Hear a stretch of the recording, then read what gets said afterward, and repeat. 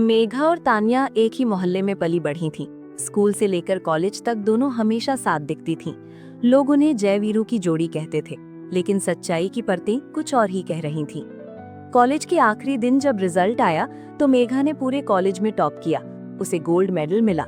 मेघा की आंखों में खुशी के आंसू थे और वो अपनी सफलता का श्रेय तान्या को दे रही थी। तान्या, अगर तुमने नोट्स न दिए होते तो मैं कभी इतना अच्छा नहीं कर पाती, मेघा ने उसे गले लगाते हुए कहा। तान्या के चेहरे पर एक बनावटी मुस्कान थी, लेकिन उसके अंदर जलन की आग धधक रही थी। उसने मन ही मन सोचा, हमेशा तुम ही क्यों? टीचर्स की पसंदीदा तुम, लड़कों की पसंद तुम, और अब गोल्ड मेडल भी तुम्हारा। देखना मेघा, ये मेडल तो बस शुरुआत है, मैं तुम्हारी हर खुशी छीन लूंगी। तान्या ने धीरे से कहा, बधाई हो मेघा, तुम इसकी हकदार थी। पर उसके शब्द उसके दिल से कोसों दूर थे। कॉलेज खत्म होने के कुछ महीनों बाद मेघा के लिए एक बहुत बड़े घर से रिश्ता आया। लड़का था आर्यन, जो शहर के सबसे प्रतिष्ठित परिवारों में से एक था। आर्यन को मेघा की सादगी पहली ही नजर में भा गई थी। मेघा ने ये खबर सबसे पहले तान्या को दी। तान्या, मेरी सगाई आर्यन से तय हो गई है। वो बहुत अच्छे हैं। मैं चाहती हूँ कि तुम हर रस्म में मेरे साथ रहो। तान्या का चेहरा सफेद पड़ गया। उसने आर्यन के बारे में सुना था, अमीर, हैंडसम और बेहद शरीफ। तान्या ने अपने कमरे में जाकर सामान फेंकना शुरू कर दिया। मेघा को इतना बड़ा घर, वो तो एक टूटी हुई स्कूटी पर चलती थी और अब मर्सिडीज में घूमेगी। मैं ऐसा कभी होने नहीं दूंगी। तान्या ने अपनी पहली चाल चली। उसने एक फर्जी सोशल मीडिया अकाउंट बनाया और आर्यन को मेघा के चरित्र के बारे में झूठे मैसेज भेजने शुरू कर दिए। उसने मेघा के कॉलेज के कुछ लड़कों के साथ वाली पुरानी ग्रुप फोटो को एडिट किया ताकि वे आपत्तिजनक लगे।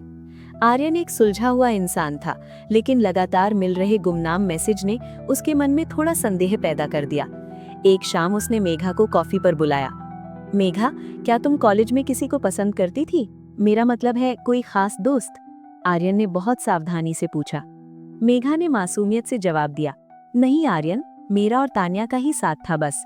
पढ़ाई के अलावा मुझे कभी किसी और चीज का समय ही नहीं मिला। क्यों, क्या हुआ? आर्यन ने मेघा की आंखों में देखा। वहां कोई चोर नहीं था, सिर्फ सच्चाई थी। उसने फैसला किया कि वो इन मैसेज पर ध्यान नहीं देगा। लेकिन तान्या हार मानने वालों में से नहीं थी। उसे पता चला कि आर्यन और मेघा शाम को मिलने वाले हैं, तो वो खुद भी वहां पहुंच गई, जैसे कि ये महज एक इत्तेफाक हो।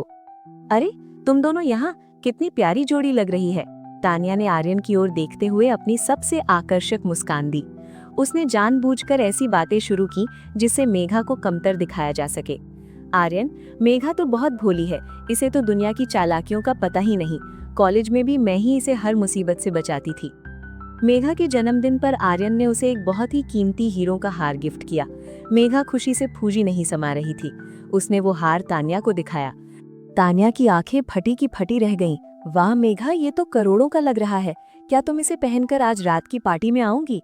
मेघा ने कहा। हाँ, आर्यन ने इसे खास मेरे लिए बनवाया है। पार्टी के दौरान तान्या ने मेघा के जूस में कुछ नशीला पदार्थ मिला दिया। जब मेघा को चक्कर आने लगे तो तान्या उसे वॉशरूम ले गई। वहां उसने चुपके से मेघा के गले से वो हार उतारा और उसे अपनी सैंडल के अंदर छिपा लिया। जब मेघा होश में आई और उसे पता चला कि हार गायब है, तो पार्टी में हंगामा मच गया। आर्यन परेशान था। तान्या ने रोने का नाटक शुरू कर दिया। मेरी सहेली का हार चोरी हो गया, सुरक्षा गार्डों की तलाशी लो। लेकिन तान्या ने वो हार चुपके से मेघा के पर्स में वापस डाल दिया था, लेकिन इस तरह कि वो थोड़ा बाहर दिखे। जब आर्यन की नजर मेघा के पर्स से निकलते हुए हार पर पड़ी तो वो सन्न रह गया। उसे लगा कि मेघा ने शायद खुद ही ये ड्रामा रचा है या वो हार बेचना चाहती है। पार्टी के उस हादसे के बाद आर्यन के मन में मेघा को लेकर एक अजीब सी कड़वाहट भर गई थी। उसे समझ नहीं आ रहा था कि जिस लड़की को वो सादगी की मूरत समझता था, उसके पर्स से वही हार कैसे निकला जिसे उसने खुद चोरी होने का दावा किया था। मेघा रोती रही, कस्में खाती रही कि उसे नहीं पता हार पर्स में कैसे आया, लेकिन आर्यन ने उस रात उससे बात नहीं की। यही वो मौका था जिसका इंतजार तान्या को था। अगले दिन तान्या ने मेघा से मिलने के बजाय सीधे आर्यन के ऑफिस जाने का फैसला किया। उसने एक बहुत ही शालीन और दुखी दोस्त का मुखौटा पहन रखा था। आर्यन की केबिन में घुसते ही तान्या ने अपनी आंखें पोंछने का नाटक किया। आर्यन, मुझे मेघा की तरफ से माफी मांगनी है।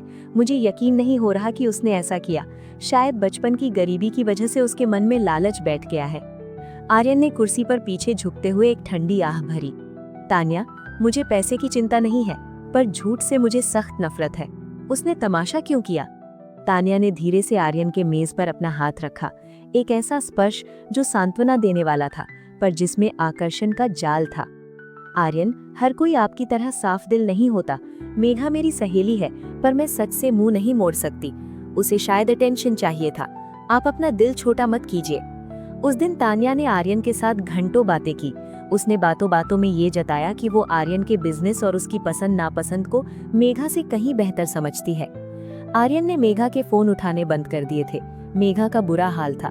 वो बार बार तान्या को फोन करती। तान्या, तू तो वहां थी, तूने देखा ना मैंने हार नहीं चुराया, आर्यन को समझा ना। तान्या, फोन पर तू मीठी बातें करती।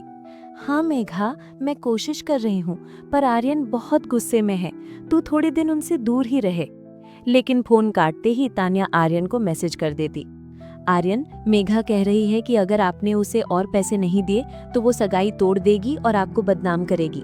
वो बहुत बदल गई है। आर्यन का गुस्सा अब नफरत में बदलने लगा था। उसने एक शाम मेघा को अपने घर बुलाया। वहां तान्या पहले से मौजूद थी, जैसे वो स्थिति को संभालने आई हो। मेघा, ये सगाई नहीं हो सकती, आर्यन ने बिना उसकी ओर देखे कहा। मैं एक ऐसी औरत के साथ जिंदगी नहीं बिता सकता जो झूठ की बुनियाद पर रिश्ता बनाना चाहती हो। मेघा के पैरों तले जमीन खिसक गई। आर्यन, आप ये क्या कह रहे हैं? तान्या, तू बोल ना कुछ।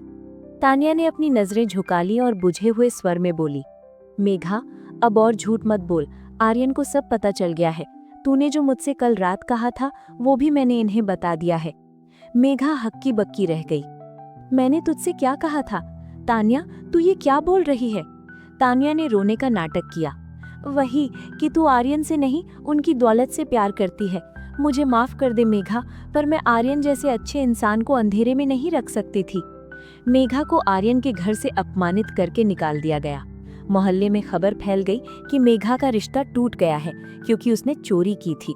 जो लोग मेघा की तारीफ करते नहीं थकते थे, आज वे उस पर कीचड़ उछाल रहे थे। तान्या अब खुलकर आर्यन के साथ घूमने लगी थी। वो आर्यन की कंपनी के इवेंट्स में उसकी पार्टनर बनकर जाने लगी। उसे लगा कि उसने जीत हासिल कर ली है। उसने मेघा को ब्लॉक कर दिया और अपनी पुरानी दोस्ती को एक बुरे सपने की तरह पीछे छोड़ दिया। लेकिन तान्या एक बात भूल गई थी, झूठ की उम्र बहुत छोटी होती है। मेघा जो टूट चुकी थी, उसने अब अपनी जान देने के बजाय सच का सामना करने का फैसला किया। उसने खुद से वादा किया कि वो अपनी इज्जत वापस पाकर रहेगी। मेघा ने उस रात की पार्टी के वीडियो फुटेज को हासिल करने की कोशिश की। वो उस होटल में गई जहां पार्टी हुई थी। वहां का मैनेजर तान्या का परिचित था, इसलिए उसने फुटेज देने से मना कर दिया। लेकिन किस्मत को कुछ और ही मंजूर था। पार्टी में वेटर का काम करने वाला एक लड़का, जिसका नाम राजू था, उसने उस रात तान्या को वॉशरूम के बाहर मेघा के पर्स में कुछ डालते हुए देख लिया था। राजू को उस समय समझ नहीं आया था, पर जब उसने अखबार में मेघा के बारे में पढ़ा तो उसका ज़मीर जाग गया। राजू मेघा के घर पहुंचा। दीदी, मैं उस रात वहां था। मैंने देखा था कि उस मैम ने आपके पर्स में कुछ छिपाया था। मेघा की आंखों में फिर से उम्मीद की रोशनी जगी। क्या तुम ये बात आर्यन को बता सकते हो? राजू डर गया। दीदी, वे बहुत अमीर लोग हैं, मुझे नौकरी से निकाल देंगे। मेघा ने राजू का हाथ थामा। सच्चाई का साथ दो राजू, मैं तुम्हें कुछ नहीं होने दूंगी। राजू वेटर जब मेघा के सामने खड़ा था तो उसके हाथ कांप रहे थे। उसे पता था कि लाला और आर्यन जैसे रईसों के बीच उसकी हैसियत एक कीड़े से ज्यादा नहीं है। मेघा ने उसे रसोई की मेज पर बिठाया और एक गिलास पानी दिया। राजू, डरो मत, अगर तुम चुप रहे तो एक निर्दोष की जिंदगी भर की इज्जत मिट्टी में मिल जाएगी। क्या तुम चाहते हो कि तुम अपनी आंखों से एक पाप होते हुए देखो और कुछ ना करो? मेघा ने बहुत ही कोमल स्वर में कहा। राजू ने पानी पिया और अपनी आवाज को स्थिर करने की कोशिश की। दीदी, उस रात जब मैं ट्रे लेकर गुजर रहा था, मैंने देखा कि तान्या मैम ने बहुत ही तेजी से आपके पर्स में कुछ डाला। मुझे लगा शायद उनका अपना कोई सामान होगा, पर बाद में जब हार की चर्चा हुई तो मुझे सब समझ आ गया। मेघा ने राजू की बातें अपने फोन में रिकॉर्ड कर ली, लेकिन उसे पता था कि आर्यन अब उसके फोन नहीं उठाएगा। उसे कुछ ऐसा करना था कि आर्यन को सच उसकी आंखों के सामने दिखे। इधर तान्या ने अब आर्यन को पूरी तरह अपने वश में करने की तैयारी कर ली थी। उसने आर्यन को अपनी बातों में फंसा लिया था कि मेघा एक लालची लड़की थी जो उसे छोड़ चुकी है। आर्यन का दिल टूटा हुआ था और तान्या ने एक मरहम बनकर अपनी जगह बना ली थी। आर्यन, हम क्यों ना अगले हफ्ते सगाई कर ले? मम्मी पापा भी बहुत खुश होंगे। तान्या ने आर्यन का हाथ थामते हुए बड़े ही प्यार से कहा। आर्यन ने एक लंबी सांस ली। शायद तुम सही कह रही हो तान्या, जो चला गया उसे भूलना ही बेहतर है। तान्या ने शहर के सबसे महंगे होटल में सगाई का फंक्शन रखा। उसने जानबूझकर मेघा को भी एक कार्ड भेजा ताकि वो अपनी आंखों से अपनी सहेली को रानी बनते हुए देखे और अपनी हार पर आंसू बहाए। तान्या को अपनी चालाकी पर इतना गुरूर था कि उसे लगा अब कोई उसे नहीं रोक सकता। सगाई की रात आ गई। पूरा होटल रोशनी से जगमगा रहा था। तान्या ने लाखों का डिजाइनर लहंगा पहना था और उसकी गर्दन पर वही हीरों का हार चमक रहा था जो उसने मेघा से छीना था। आर्यन ने वो हार उसे सगाई के तोहफे के रूप में दिया था। आर्यन और तान्या स्टेज पर चढ़ने ही वाले थे कि अचानक हॉल की मुख्य स्क्रीन पर एक वीडियो प्ले होने लगा। सब लोग चौंक गए। स्क्रीन पर कोई फिल्म नहीं बल्कि होटल के पिछवाड़े की एक सीसीटीवी फुटेज चल रही थी। ये उस रात की फुटेज थी जिसे तान्या ने डिलीट करवाने की कोशिश की थी, पर सुधीर, जो कि मेघा का एक पत्रकार दोस्त था, वो अब मेघा की मदद कर रहा था और उसने उसे रिकवर कर लिया था। वीडियो में साफ दिख रहा था कि तान्या ने कैसे मेघा के जूस में कुछ मिलाया और फिर बेहोशी की हालत में उसके गले से हार निकालकर अपनी सैंडल में छिपा लिया। पूरे हॉल में सन्नाटा छा गया।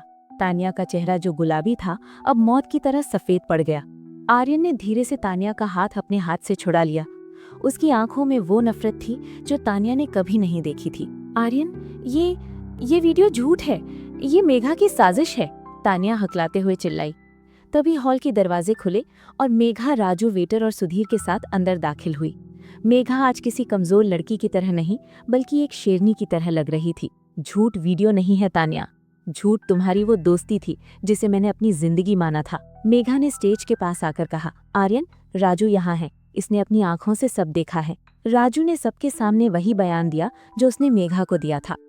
आर्यन ने अपनी सगाई की अंगूठी फर्श पर फेंक दी। तान्या, मुझे यकीन नहीं हो रहा कि कोई इतना गिर सकता है। तुमने अपनी सबसे अच्छी सहेली की जिंदगी बर्बाद कर दी सिर्फ एक हार और थोड़े से पैसे के लिए। तान्या ने भागने की कोशिश की पर वहां पुलिस पहले से मौजूद थी। सुधीर ने चोरी और धोखाधड़ी का केस पहले ही दर्ज करवा दिया था। पुलिस ने तान्या को वहीं सबके सामने हथकड़ी लगा दी। होटल के शानदार हॉल से सीधे थाने के लॉकअप में पहुंची तान्या को अभी भी विश्वास नहीं हो रहा था कि उसका खेल खत्म हो चुका है। पुलिस की जीप की वो कर्कश आवाज उसके कानों में अभी भी गूंज रही थी। लॉकअप की फर्श ठंडी और गंदी थी। जहां कभी वो रेशमी बिस्तरों पर सोती थी, आज उसे लॉकअप में जमीन पर सोना पड़ रहा था, वो भी बिना किसी नर्म बिस्तर के। अंदर चलो, महिला कांस्टेबल ने उसे धक्का देते हुए कहा। तान्या ने चीखते हुए अपनी चूड़ियां पटक दी। तुम्हें पता नहीं मैं कौन हूँ? आर्यन की मंगेतर हूँ मैं। कल सुबह तक तुम सब सस्पेंड हो जाओगे। महिला पुलिसकर्मी ने जोर से हंसते हुए कहा। आर्यन साहब तो खुद बाहर खड़े हो गए तुम्हारे खिलाफ बयान दे रहे हैं। अब तुम्हारी सगाई जेल की रोटियों से होगी, आर्यन से नहीं। तान्या का सारा घमंड एक पल में चूर चूर हो गया। वो कोने में बैठकर फूट फूट कर रोने लगी, पर ये रोना पश्चाताप का नहीं बल्कि पकड़े जाने के डर का था। उसके मन में अभी भी मेघा के लिए नफरत की आग जल रही थी। होटल के बाहर सन्नाटा छा चुका था। मेहमान जा चुके थे। आर्यन अकेला लॉबी में खड़ा था। उसके हाथ में सगाई का वही गुलाब था जो उसने तान्या को देने के लिए लिया था। उसने मेघा को पास आते देखा। मेघा, आर्यन की आवाज में दर्द और शर्मिंदगी घुली थी। मुझे माफ कर दो, मैंने तुम पर भरोसा नहीं किया। मैंने उस तान्या की बातों को सच मान लिया और तुम्हें अपमानित किया। मेघा ने रुककर आर्यन की ओर देखा। उसकी आंखों में अब कोई शिकायत नहीं थी, बस एक खालीपन था।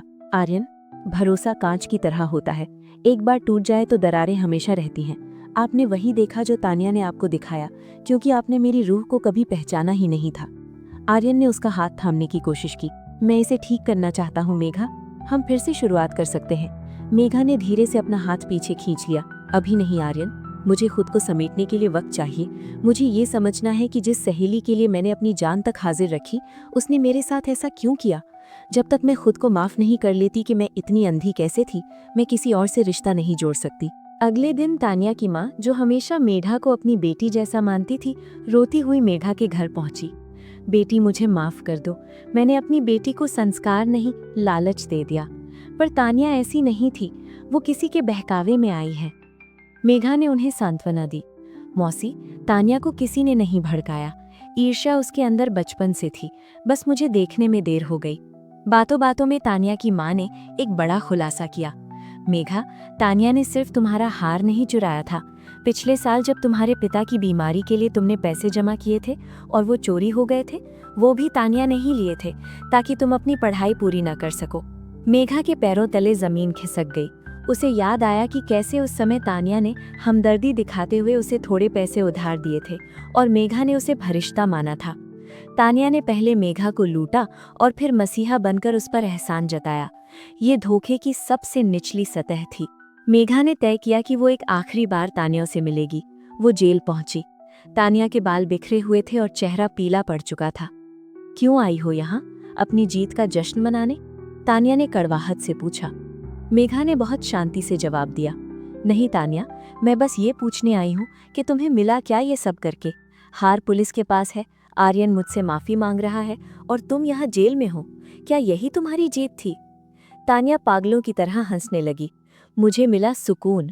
जब तुम्हारी सगाई टूटी थी, जब पूरा मोहल्ला तुम पर थू थू कर रहा था, तब मुझे जो खुशी मिली वो इन्हीं हीरो से भी ज्यादा की कीमती थी। मुझे तुमसे नफरत है मेघा, क्योंकि तुम हमेशा मुझसे बेहतर रही हो। मेघा ने ठंडी सांस ली। नफरत तुम्हारी थी तानिया, पर सजा भी तुम्हें ही मिली। आज से मेरे दिल में तुम्हारे लिए न तो नफरत है और ना ही दोस्ती। तुम मेरे लिए मर चुकी हो। मेघा जेल से बाहर निकली तो बाहर सूरज की तेज रोशनी थी। उसने अपनी स्कूटी उठाई और आर्यन की ओर नहीं बल्कि अपनी मंजिल की ओर बढ़ गई। उसने तय किया कि वो अब किसी के सहारे की मोहताज नहीं बनेगी। जेल की सलाखों के पीछे तानिया की वो डरावनी हंसी मेघा के कानों में अब भी गूंज रही थी। घर लौटते समय रास्ते भर मेघा यही सोचती रही कि जिस इंसान को उसने अपना साया समझा वो असल में उसकी जड़ों को काट रहा था। घर पहुंचकर उसने सबसे पहले अपने कमरे से तानिया के साथ वाली सारी तस्वीरें हटा दी। माँ, अब रोने का वक्त खत्म हो गया है, मेघा ने अपनी माँ के आंसू पूछते हुए कहा। तानिया ने मेरी सादगी का फायदा उठाया क्योंकि मेरे पास सत्ता और पैसा नहीं था। अब मैं उसे दिखाऊंगी कि जिसे उसने बेचारा समझा था वो क्या कर सकती है। मेघा ने अपनी बची कुची जमा पूंजी निकाली। वो केवल 10,000 रुपए थे। उसने तय किया कि वो अपनी सिलाई और डिजाइनिंग के हुनर को एक ऊंचे स्तर पर ले जाएगी। उसने मोहल्ले की ही 2 ऐसी महिलाओं को साथ लिया जो आर्थिक रूप से परेशान थीं। एक छोटे से कमरे में मेघा क्रिएशंस की नींव रखी गई। इधर आर्यन हर रोज मेघा के घर के बाहर आता। वो महंगे बुके और माफीनामे वाले खत भेजता, लेकिन मेघा ने एक भी खत नहीं खोला। आर्यन को अब अपनी गलती का एहसास हर पल तड़पा रहा था। उसे समझ आ गया था कि उसने हीरा खोकर पत्थर बटोरने की कोशिश की थी। एक दिन आर्यन ने मेघा को बाजार में रोक लिया। मेघा, प्लीज मेरी बात सुनो। मैं तुम्हारे बिजनेस में इन्वेस्ट करना चाहता हूँ। मैं तुम्हें शहर का सबसे बड़ा शोरूम दिला दूंगा, बस मुझे एक मौका दो।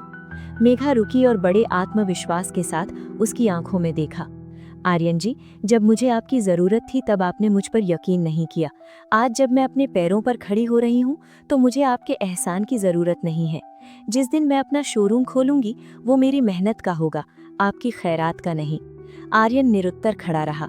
उसने देखा कि मेघा अब वो पुरानी भोली लड़की नहीं रही। वो एक चट्टान बन चुकी थी जिसे कोई लालच हिला नहीं सकता था। 6 महीने बीत गए। तानिया को कोर्ट ने 3 साल की सजा सुनाई थी। जेल के अंदर उसे चक्की पीसनी पड़ती और मोटे कपड़े सिलने पड़ते। इत्तेफाक देखिए, जेल के अधिकारियों ने कैदियों के कपड़े सिलने का कॉन्ट्रैक्ट मेघा क्रिएशंस को दे दिया, क्योंकि मेघा के काम की फिनिशिंग पूरे शहर में मशहूर हो गई थी। जब तानिया के हाथ में वो कपड़ा आया जिस पर मेघा क्रिएशंस का टैग लगा था, तो उसने गुस्से में उसे फाड़ दिया। ये उस भिखारी मेघा का काम है, मैं ये नहीं पहनूंगी, तानिया चिल्लाई। जेल की वार्डन ने उसे एक जोरदार थप्पड़ जड़ा। भिखारी वो नहीं, तुम हो तानिया। वो आज शहर की बड़ी बिजनेसमैन बन गई है और तुम यहाँ जेल की धूल फांक रही हो। चुपचाप काम करो वरना खाना नहीं मिलेगा। तानिया को अपनी हार का सबसे कड़वा स्वाद तब मिला जब उसे वही कपड़े पहनने पड़े जो उसकी नफरत की शिकार बनी सहेली के कारखाने में बने थे।